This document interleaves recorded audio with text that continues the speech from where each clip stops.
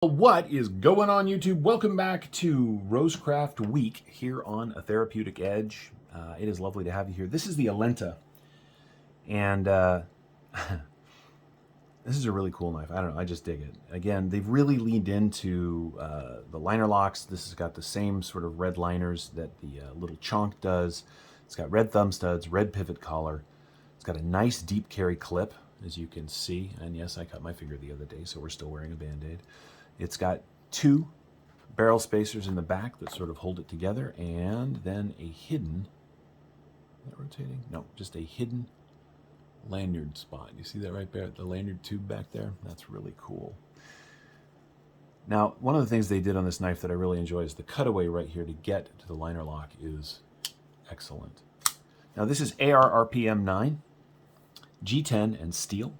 These are, I think, sort of limited production, but they are still available on the website last time I looked. These come in at about 62 bucks. And as I've said in every video, don't forget, if you put in Therapeutic Edge, all one word, at checkout, you get yourself a little discount before you check out, which would help. But again, AR RPM 9 coming in at just about 62 bucks. That is really cool. And look at the grind on this blade. Now, it's PVD coated, I think. It feels like PVD.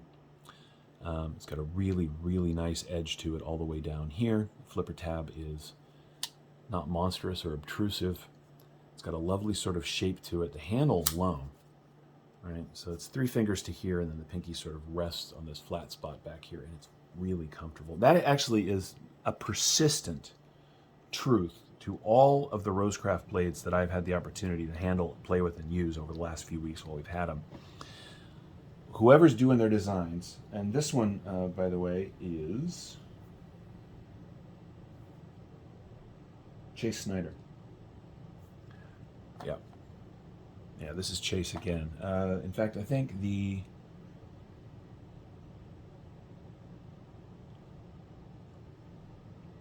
OG was also Chase. So Chase, I like your style. I like your style. As you can see, the G10 is milled. It's actually got milling lines that run right along here. Lighting's not great. There you go. I love this pocket clip. This is a truly unique pocket clip for their knives. It's got lots of room, lots of ramp, good spring. It's just a cool knife.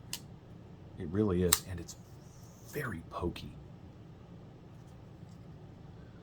Relatively thick slice of AR RPM 9, not monstrous, so it does come down to a nice edge, even though it's a relatively short drop from the flat down to the edge of the blade.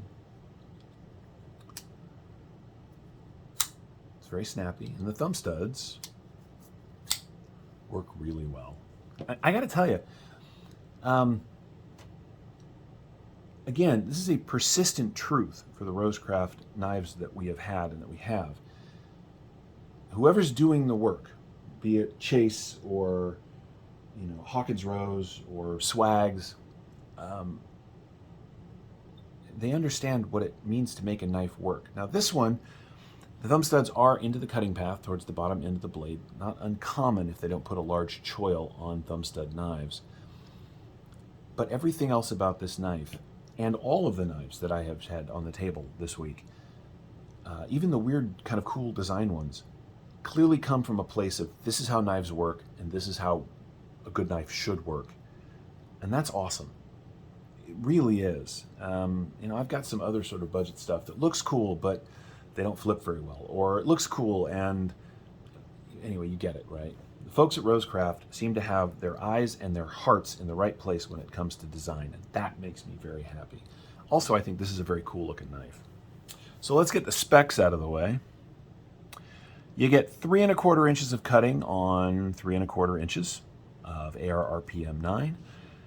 Grip area to this swell is 3 inches, but all the way to the back is over 4 inches, right? So depending on how your hand lands, there's lots of room here. It's relatively thin through the body, so you get a really good positive grip, particularly when you're holding it this way for draw cuts. It feels very controllable and very light. They aren't light. They're steel liner locks with relatively thick G10, but it feels light because of the way that it nestles into the hand, if that makes any sense. This thing has done everything I've asked of it, as they all have, some slightly better than others, but this one and the Mohawk in particular are phenomenal, just everyday cutting tools if you cut a lot of things like cardboard or straps or rope. They've both done very, very well. And of course, ARRPM9 is both stainless and it's powdered metallurgy steel, so it holds an edge really well because it's got a nice fine grain. The people making this obviously know how to work with that metal, so the heat treat is, at least mine, heat treat has been done very well. I've cut a ton of stuff with this, and it is still, we'll call it dangerously sharp. The knife from end to end comes in at just 8 inches, a little over, so maybe 8 1/8, 8 1/16 inches overall. Closed profile on this thing is a dream, coming in at less than 1 1/4 inches. It is long. We're coming in at 4 3/4 inches closed, but really thin in the pocket. Now it does have a flipper tab, so you're not going to want to put something really fragile next to it in the pocket, but it's not sharp, so it's not going to scratch stuff up necessarily either, and it is really thin, as I said, so it's going to slide into the pocket really well. Tuck this up against the back of the pocket and you'll have space in the pocket for other things. The action is very good, one of the best. All of their knives have pretty good action. I haven't had a complaint about any of them, but this one in particular just sort of feels next level. I like it. I do. Maybe you can tell. Some basic size comparisons. Well, here it is against the Hogue Deca. As you can see, the Alenta is longer than the Deca. You get more cutting surface, more handle. It's just a bigger knife than the Deca all the way around. Here it is against the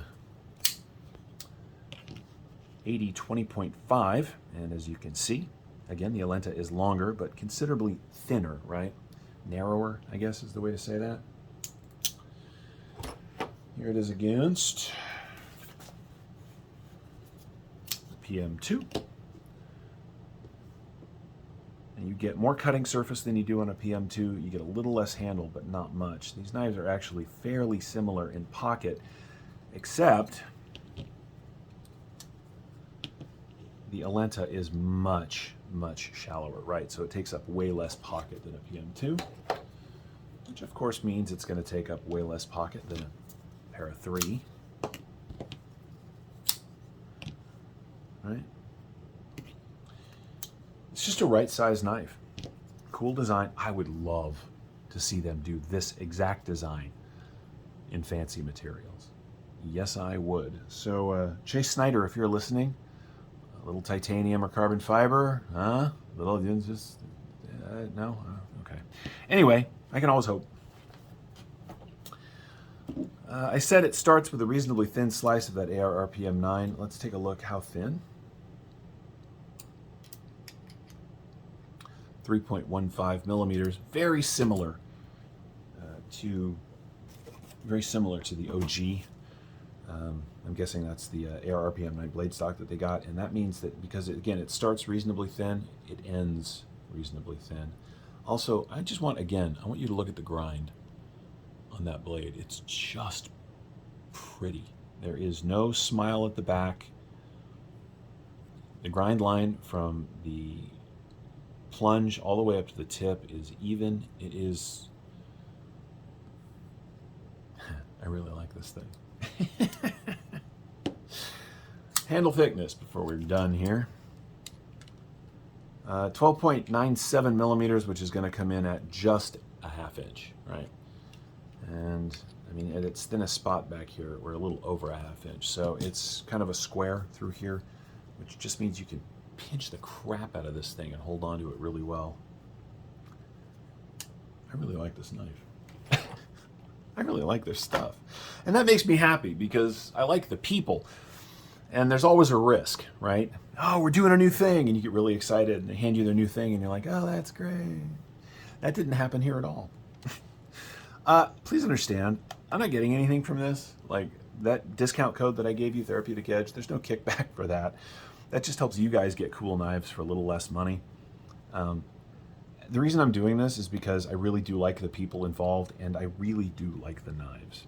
And that is a great combination. 3.8 ounces for, what did we say, 3¼ inches. So a little over that ounce per inch, but not too bad for steel liners and relatively thick slices of G10.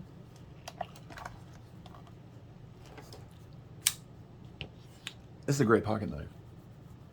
And, you know, the reason that it's $61 instead of $33 or $34 is because of that AR-RPM9 steel. AR-RPM9 was released a year and a half ago now. There were some growing pains, but since then it has been a regular and reliable mid-range budget-y steel.